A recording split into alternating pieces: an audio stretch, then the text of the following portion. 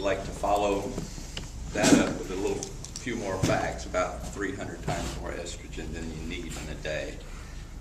Developing women, kids should never eat soy, period, unless it's fermented. But I'm going to stay away from that. This is my icebreaker speech, and it's failing forward. Edison said, the faster you fail, the quicker you could succeed. So you can change your cycle from the times you fail, and realize you fail and move forward, you have more opportunities to succeed. Well, I failed at a few things in my life. In business, I've started multiple businesses, although now what I know about business, they were really just jobs for myself.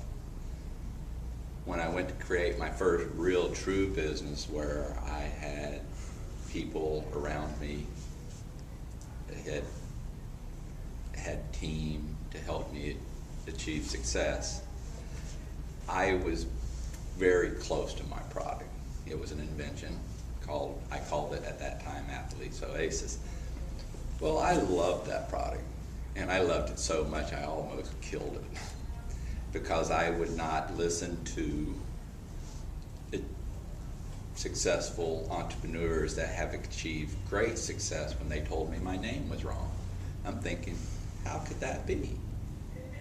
Athlete's Oasis, that's a cool name. And my product is for runners and walkers, so why wouldn't Athlete's Oasis be the perfect name? Well, come to find out, people that bought my product were baby boomers, not considering themselves athletes. The name alone was like a brick wall. They hear it, oh, don't need that, not an athlete.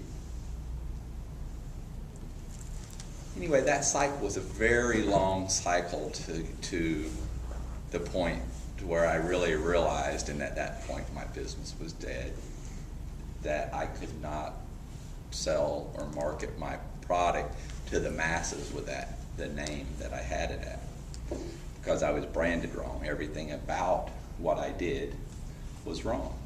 All the pictures, all the words, all the taglines, everything was geared towards runners and walkers. I mean, I'm a full-time marathoner. Why wouldn't I be right? Well, I wasn't.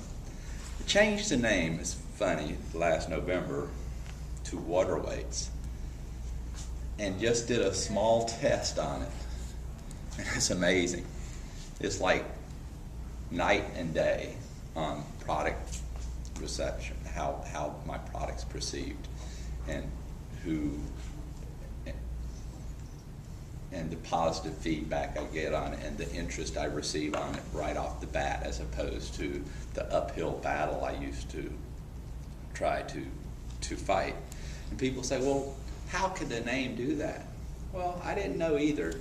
And one of my big friends, David Tyerman, and I were speaking, and he's a brander. He did Ralph Lauren and Tommy Hilfiger and a few other people branded them.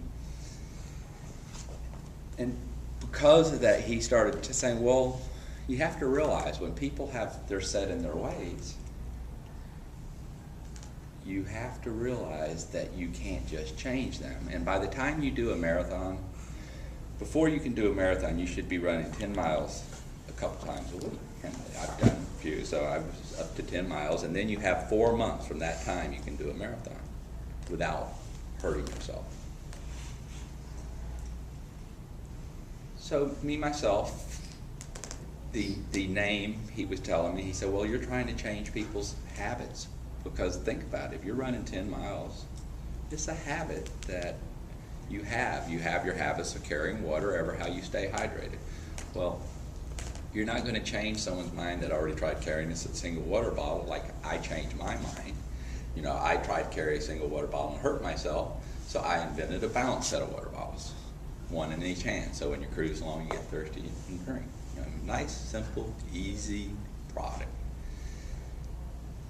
because I created that, I believed everyone, all runners and walkers, would want it. But seeing how they had already had a negative impact on carrying a single water bottle, their negative thoughts, they believed that carrying 2 would be 10 times worse. But in reality, it's 10 times better because your body's working the way it's designed. So that's how I designed the product.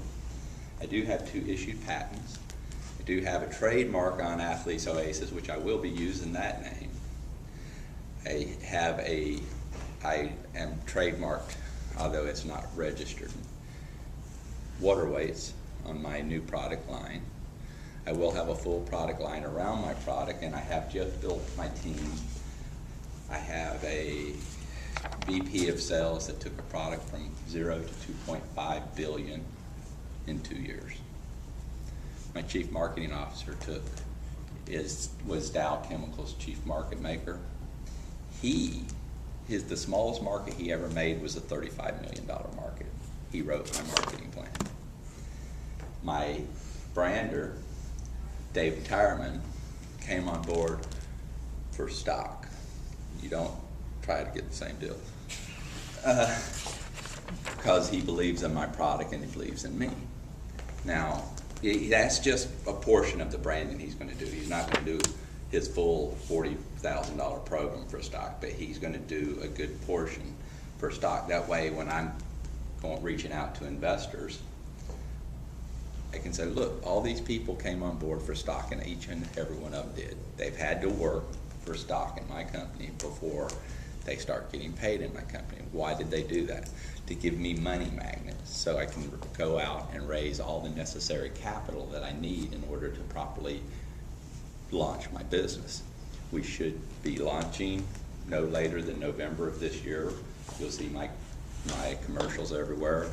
I have everything in line to do the launch. I have my team. I have the copywriters. I have the infomercial people. They're all actually the best in the country are all local, if you didn't know that.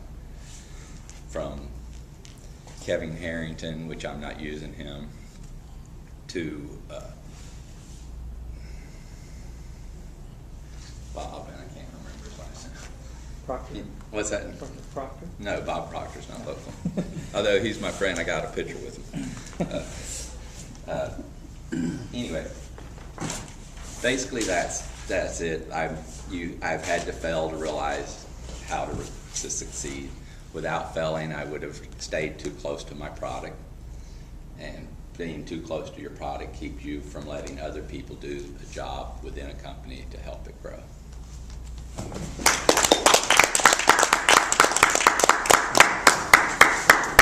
Thank you, John.